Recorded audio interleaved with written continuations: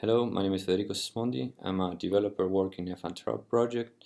This video will present how to run a CoAP interoperability test using F-Interop platform.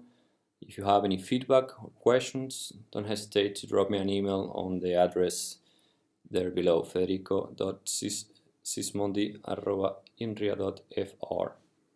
So the core purpose of F-Interop is the following. Imagine you are an SME or independent developer and you're working on an IoT device or simply a certain library that implements a communication stack which uses either 6-dish CoAP, 6LoWPAN or other IoT protocols. Well, before putting your product into the market or distributing your library in any way, you need to think about running some tests on it. As an example, you may need to test that your implementation is conformant to a standard it implements, for example an RFC from the IETF. Well, for this purpose, F-Interop provides conformance test suites on protocols like 6-dish, CoAP, 6LoWPAN, and more. So, in the same way, you may need to run some interoperability tests against other implementations just like yours. So, imagine that you're SME A and you want to test that your CoAP client is interoperable with some others SME B CoAP server. So F-Interop also provides test suites for testing interoperability and also help you find these other implementations to test interoperability against. So all these test suites are available at go.finterop.eu, so you can run them. You can run all these tests remotely from the comfort of your home or office, and of course they are for free. So don't hesitate to test them and drop us an email if you have any feedback and can tell us how it goes. So what are the main goals and objectives of interoperability testing tools hosted by F-Interop? Well, the idea that testing tools with help with other components will create an environment which will help users executing an online and remote interoperability test session. What does this mean? Well, the interoperability testing tool will creating a sort of communication tunneling between the IoTs, between the IoT of SME A and SME B, for example, a sort of VPN-like setup. This will be a sort of control environment, which is where it's more reliable to run tests. These VPN setups will help bypassing UDP blocking firewalls and other middle boxes that you may have in your company or your home. The testing tools will also, of course, one of the main objectives is to coordinate the whole interop test, considering that both users are far away from each other and they cannot talk with each other. The testing tool will be the one dispatching commands to the users based on the test specifications, test descriptions, saying, for example, hey, user 1, now we're executing this test case, and you're requested to send a CoAP, the CoAP client is requested to send a GET request to this URL with these parameters, etc. Also, testing tools will be sniffing all the traffic exchanged by IoTs. This will be useful for generating pickups file records that the user can download after. Testing tools will be dissecting all the messages that are exchanged between the implementations. This will also include will include a Wireshark-like kind of view of the exchanges between both implementations. This will help users find problems in the messages exchanged when there is any. And last but not least, analyzing the traffic exchanged. What does this mean? Well, the testing tool, based on the test descriptions, will automatically issue pass, fail, or inconclusive verdicts, and will generate a report at the end of the session. So some specifics about the CoAP interop test and the CoAP testing tool before going into a demo. So this slide shows an example of a simple test case for a CoAP interoperability test. Interoperability test suites in F-Interop platform are always based on test descriptions or test specifications. Or for CoAP testing tool, we execute the interop test based on this test description originally used at the NetC plug test held in IETF 89 at London. So, well, the links to the complete HTML version and the original version of the test description can be found there in the slide. So the two most relevant use cases handled by F-Interop in the context of interoperability tests are first one when you have two users connected at the same time and these two users want to run interoperability session between their own implementations, as a slide shows, for example, between the CoAP client belonging to user A and CoAP server belonging to user B. But F-Interop also supports the possibility of running a session between a user A and implementations which are hosted and run by F-Interop platform on its own. So when user A connects to F-Interop, he doesn't have to wait for other users or coordinate with other users to execute an interoperability session. Note that these implementations are meant to be implementations that are provided by other users which want to have them online 24/7 hosting F-Interop platform, and this way they don't have to be online all the time to be executing interoperability tests. So this is the use case going to be shown in the demonstration right now.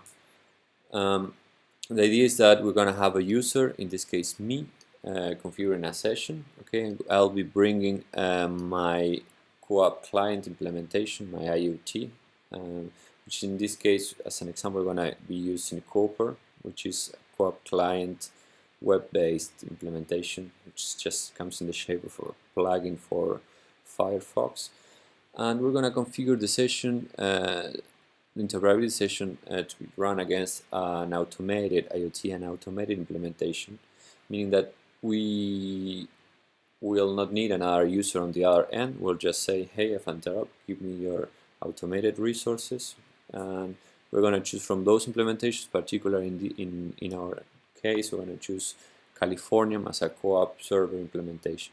Okay, so note that these implementations again are not golden images or reference implementations that F-Interop provides. Is implementations that are uploaded by users so that other users can run interoperability sessions against them.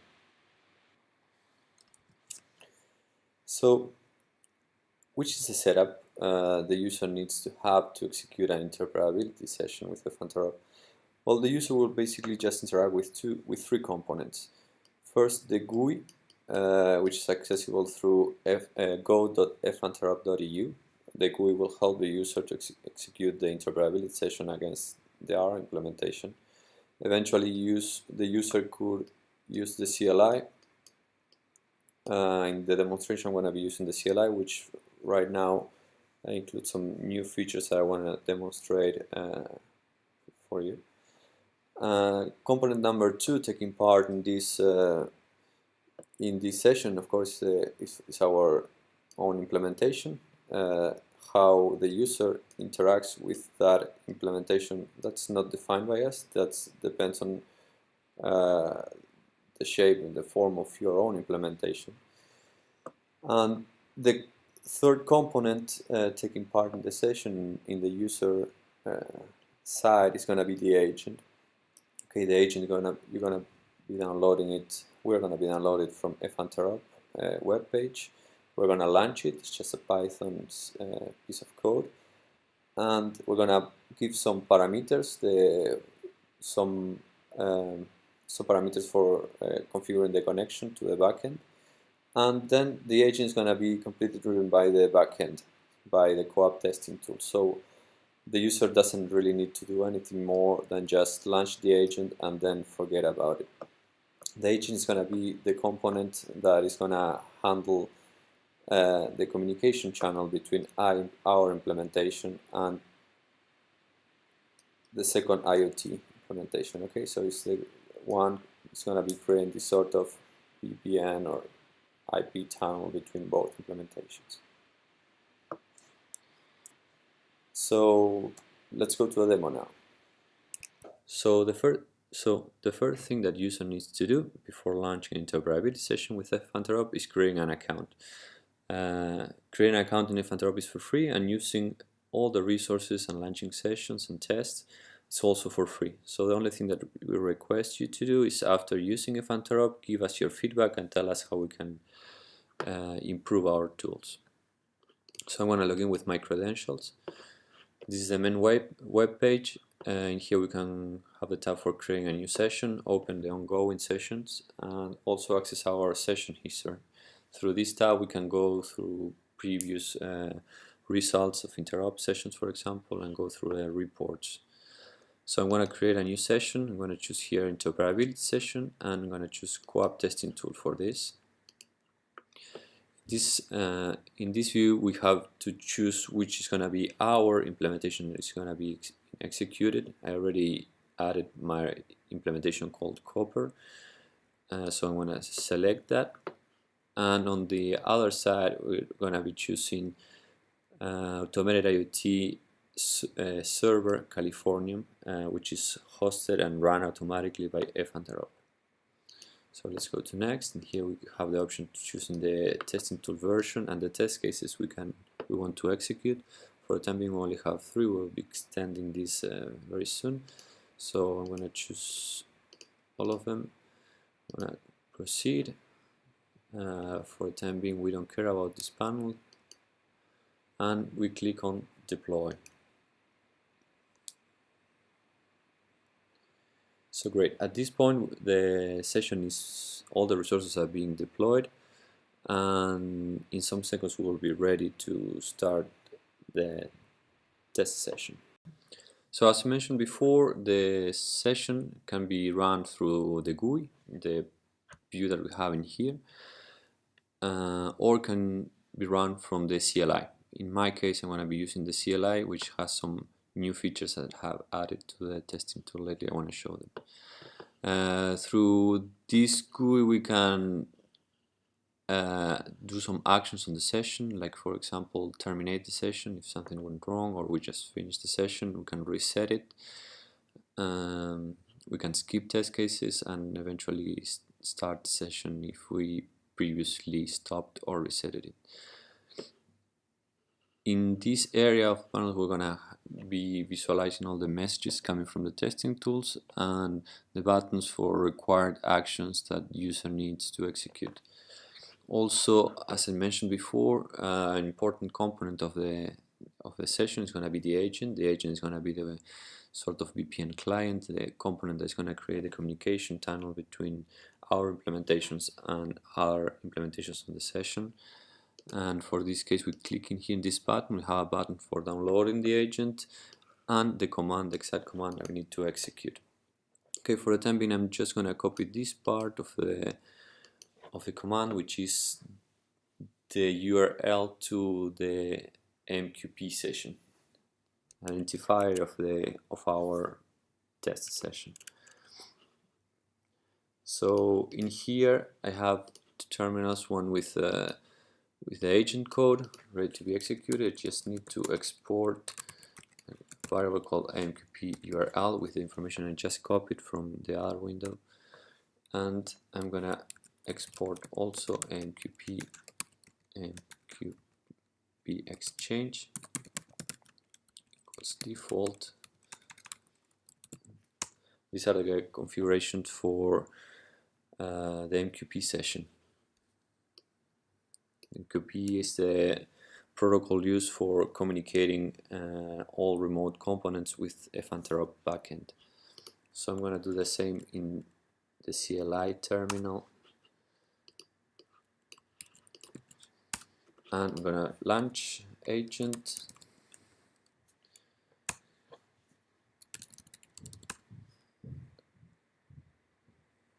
and agent was launched. After this, user doesn't need to do anything else with the agent. The agent is going to be completely driven by F-Interop backend. So on our other terminal, I'm going to launch the CLI, which is a component which is available. Users can download from our GitLab.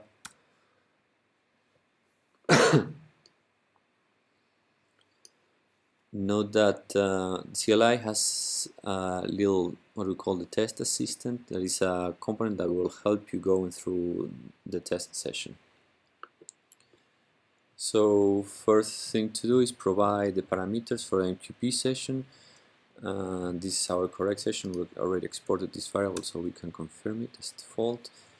I introduce my username, just my name. We'll type the protocol we want to execute, in this case CoAP, the node, which is a CoAP client, and well, the MQP exchange, also default, it's correct, and there, everything is ready to start the session. Now the test assistant will be echoing messages from time to time, telling us and giving us recommendations on what we have to do. This is just for easing up the work of the user. So first command we need to execute is connect, so you can connect to a platform. It's the first command, the first help given by the test assistant.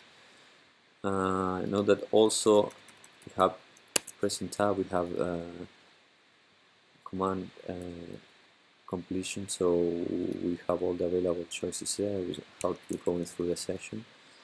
And another message that this assistant is giving us is that at any time we can execute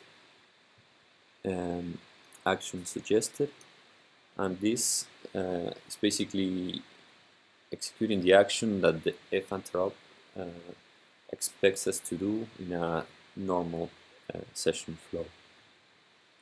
So let's connect.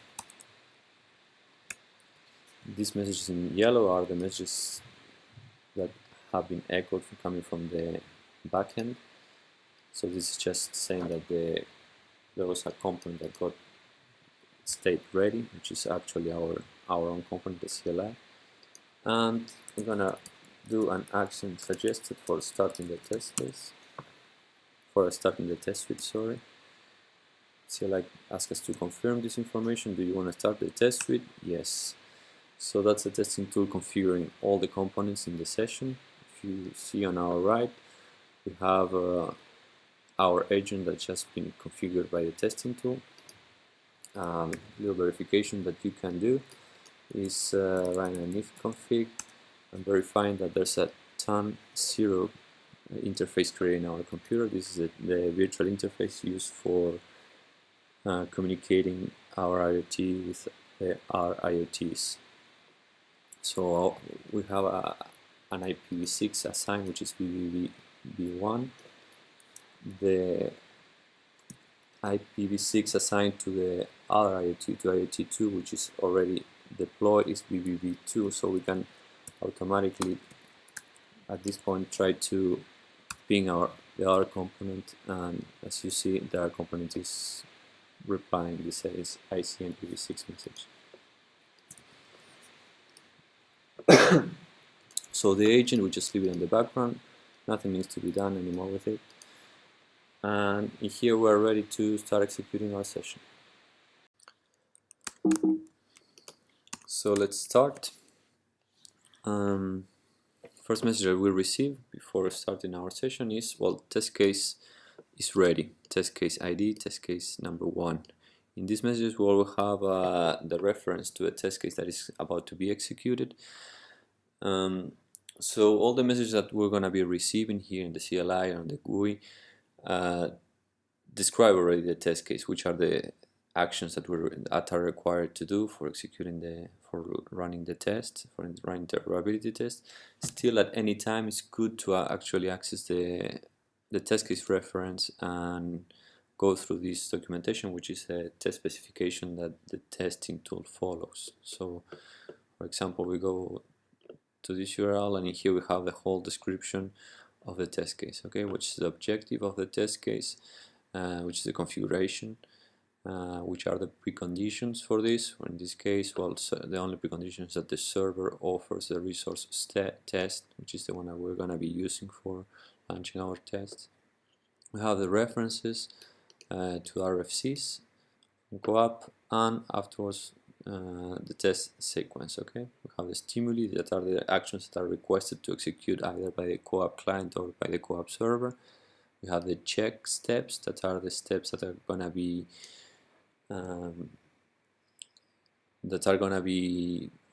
used for generating checking the traces that are exchanged between the implementations, and at the end just to verify. This is the last step, which implies that one of the users has to verify that these actions were correctly executed.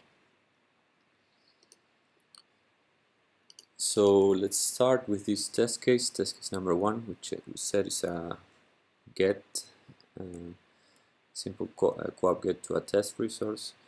So let's do action suggested. Do you want to start the test case? So we said yes. And here we have the messages for the configuration regarding the configuration of the test case. In our case, everything is already correctly configured. So the only thing we has to be done is to execute the stimuli, the action that the testing tool is requesting us to do. So let's go action suggested, and here test assistant says, well, please execute the step number 1, the one that we just saw in the test description. In this case, is the client in our implementation is requested to send a GET request with type 0 code 1. So let's go and do this. So as we said before, we'll be using the CoAP, which is the an implementation of a CoAP client that comes in the shape of a plugin for Firefox. And I'm gonna do what I was requested before, which is execute a GET request to the resource test.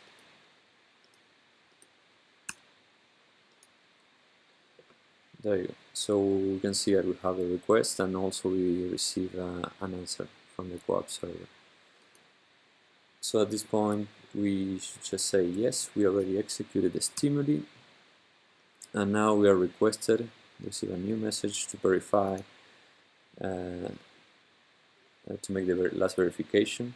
So let's run to action suggested. Action suggested. So the step, what is the information that came with a step message, I mean, what we're requested to do is verify that the client correctly displayed the received information. In our case, the received information coming from the CoAP server is some information from the headers of the CoAP message. So we can confirm this with OK. At this point, the testing tool starts processing all the information for generating a verdict, and here it is. In here we have the message coming from the testing tool saying, well, no interoperability error was detected. So we got the testing tool issued a verdict pass. And also the important information about this is that we actually have a whole detailed analysis of everything that was seen between the exchanges between the implementations. So for example, you can see that for the check number 1, the testing tool saw there was a CoAP get between BBB1 and BBB2, which matched the expected behavior. Also, another match that was executed was to check that well, type 0 was used, code 1 was used, and later on they have the same kind of checks for the response coming from the server towards our CoAP client. So let's go very fast through the following 2 test cases that we configured. I'm gonna do action suggested again. Note that at any time we can also actually choose the command to execute. For example, action tc start, test case start. You want to start the test case, you can say yes. So the test case is ready to be executed. Here we're again requested to execute a stimuli. At any point, if we're running a session against another user, we can use our chat feature and say, hello, be ready for TC2. And this message is echoed on the other side, and the guy can answer to this backend. So let's go and execute the test case number 2. So I'm gonna say, okay, I'm gonna execute the stimuli. Okay, CLI is asking me, did you execute the stimuli already? We didn't. So let's go see the stimuli is requesting us to send a delete request with type 0 code 4, which is a delete message. So let's execute this. So executed, we got a reply back from the server. I'm gonna say yes, we executed the stimuli. Then CLI is asking us, test assistant is asking us to do a verify step. Action suggested. So did client display the received information? Yes, okay. And this is the end of test case 2. Now we're getting a verdict back just as we did before. We get the traces analysis coming from the analysis component, analyzer component from the testing tool, again saying, okay, the message sent from client to server verified these certain parameters, and the response also did. So in this case we also get assigned a pass verdict. So action. So let's go to the last test case. You want to start a test case? Yes. So test case number 3 requires us to send a put request, type 0 message code 3 with some content format option. And this is what we're not gonna do, so we show how, for example, typically we can get a failed verdict if we don't follow strictly what the testing tool is asking us to do. So as you can see, content format here is empty, so let's leave it that way. Send a put with an empty payload, and we're gonna say action suggested. Yes, we executed the stimuli, and they ask us to verify now. Did client display the received information? Suggested. Okay, yes, we did. Now testing tool is generating the final verdict, and we will see here, well, there was an error in the execution. I'll check that later, but we can see already test case number 3 got a final verdict of fail, and have a little description of what actually failed. There was a mismatch between what was sent and what we were expecting. We're expecting a CoAP message with an option which is CoAP content format, which was never received. You see the little detail here below also. This is why we get attributed a fail. So, well, this is all. Thank you for watching, and if you have any questions about how to launch the testing tools, how to contribute in any way, if you have any ideas on how to extend this for other RFCs, or whatever comment you want to send, just don't hesitate to drop us an email. Thank you very much.